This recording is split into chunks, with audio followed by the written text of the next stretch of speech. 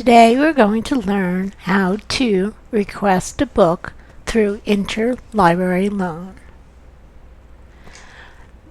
Greensboro College is a small library and we won't have all the books or articles that you necessarily need for your studying.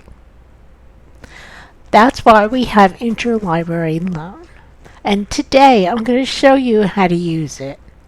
We can get any book or article from another library when we request it.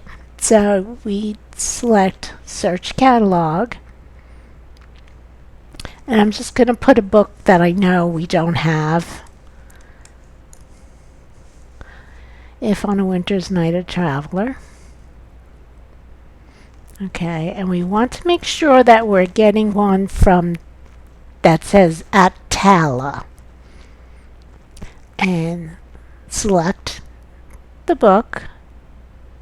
And over here on the right, we want to request item I allow. Then you just need to fill out your name and your email address and scroll down to the bottom and hit submit request. That's how you get another book or article through Interlibrary loan. Thank you very much.